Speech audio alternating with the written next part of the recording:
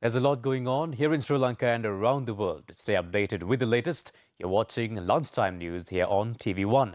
Bringing you the news from the news desk, I am Sandro Satijit. First, your headlines. Doctors launched 24-hour token strike at Lady Ridgeway Hospital. Hospital administration says operation continued despite protests. Protests demanding to solve the issues of the health sector of the country continue. 2 dengue deaths under 24 hours. 1 dead in Ambalantota shooting. Anti-corruption bill to be tabled to Parliament again for amendments. Government and government-approved schools end first academic term on Friday.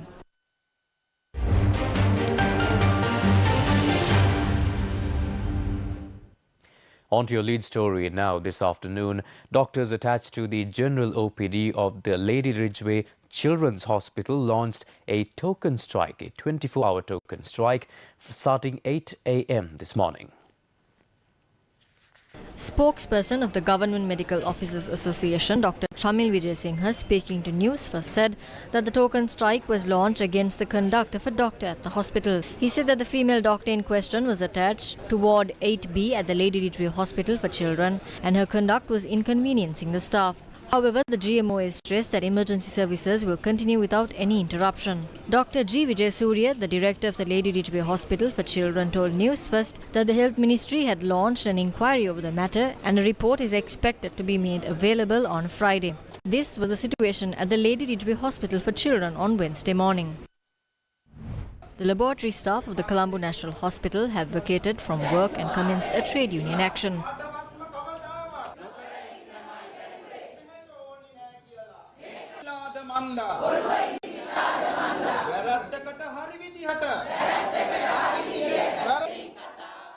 Chairman of the Association of Medical Laboratory Scientists, Ravi Kumudesh, states that this union action was commenced due to the absence of a solution for the pending issues.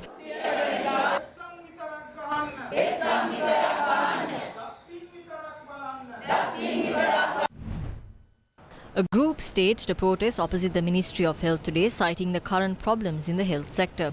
The protest was organised by the New People's Front. The protesters demanded solutions for the problems that have arisen in the health sector, including the importation of low-quality medicines. Pharmaceutical Distributors Association says that the people are inconvenienced as a result of the government importing drugs without a proper procedure. The faith people had on government hospitals has gone. The reason for this is neither the doctors nor the hospitals. In hospitals, medicine is received from the medicine supply department. When they come to the hospital, they give the medicine thinking that it has arrived according to the proper procedure. The government should be responsible for this. This has happened because of emergency purchases deviating from the due procedure. There are many patients who take medicine daily, but now they have no way to get them. In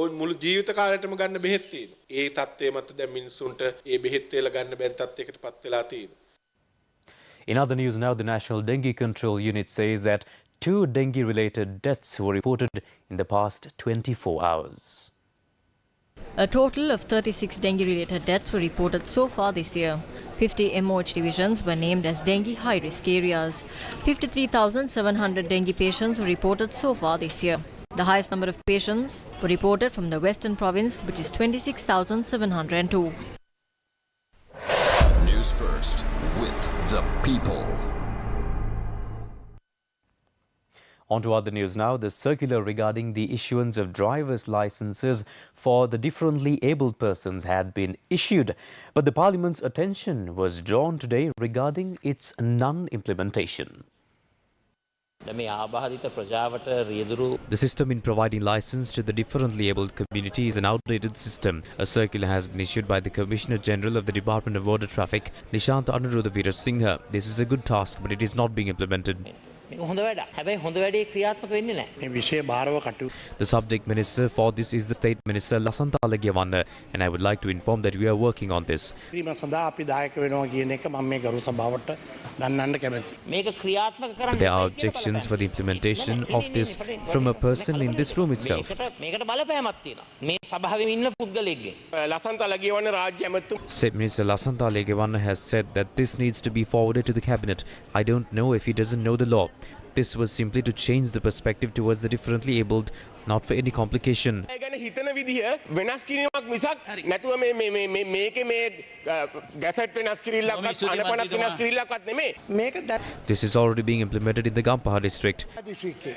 නමුත් මේ හදපු එක අද උදේ Gampaha RMB But yesterday, when differently abled individuals went to the Gampaha RMV, the officials have spoken to the minister and said there's no approval to implement this. Can a minister say no to implement something issued through an official? මම කියන්නේ ඒකයි ප්‍රශ්නේ. මේක දැන් චක්‍රලේඛනයක් නිලධාරියෙක් ගැහුවට පස්සේ ඇමතිවරයෙකුට පුළුවන්ද ඒක ක්‍රියාත්මක කරන්න එපා කියන්නේ. විසුදී ඇමතුමා චක්‍රලේඛනයක් ගහන්න ක්‍රියාත්මක දැන් කරන්න. විනාඩි 10ක් මේ වැඩේට ගත්තා. කටින් කියලා නතර කරන්න බෑනේ. විනාඩි 10ක් මේ වැඩේට ගත්තා අපරාධي අද අපේ කාලේ. මේක తాවකාලිකව නතර කිරීමක් කළේ This was just a temporary step taken to stop it. We will forward it again to the advisory committee for approval and hold further discussions with this regard. This is why it was temporarily stopped. නැවතුම් සදාකාලික නතර කිරීමක් කරලා නැහැ. On to other news now, rather tragic news. A 62-year-old man was gunned down inside his residence in Koggala, Ambalantota, early this morning.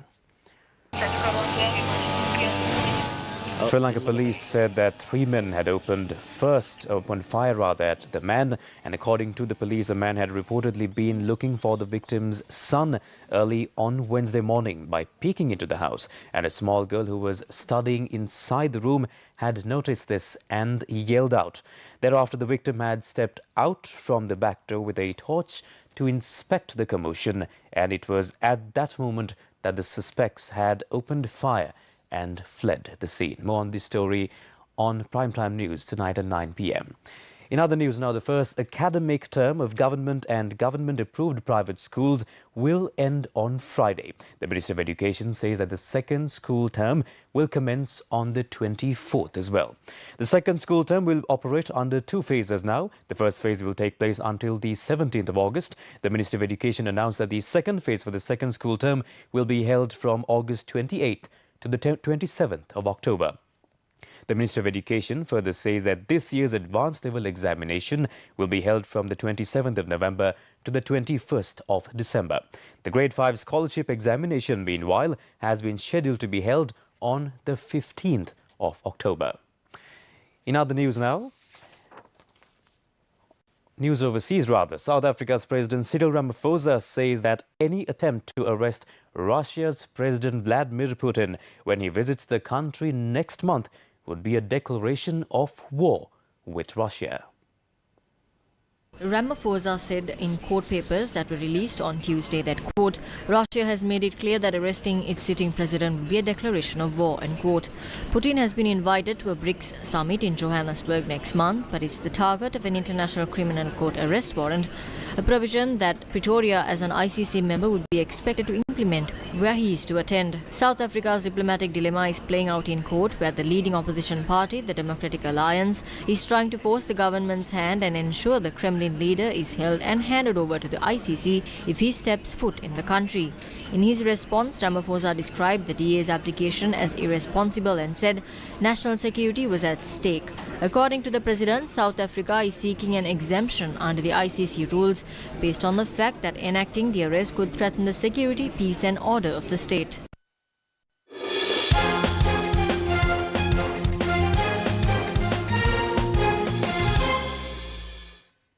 On to sports news now. Here at home today is the 4th day between the first test, Sri Lanka versus Afghanistan. Now, Sri Lanka opened the day with an overnight score of 14 runs for no loss. In their second innings, Pakistan put in a resounding show with a bat in the first innings of the test. Now scoring 461 runs, that was after Sri Lanka were bundled out for 312 in their first innings. Saud Shakil scored an unbeaten 208 to put Pakistan in the driving seat. But all hope is not lost for Sri Lanka yet. For the tourist, Shaheen Shah Afridi always remains the biggest weapon with a new ball. With that comes a wrap of lunchtime news here on TV1, bringing you the news From the news desk, I am Sandro Satyajit signing off. Take care.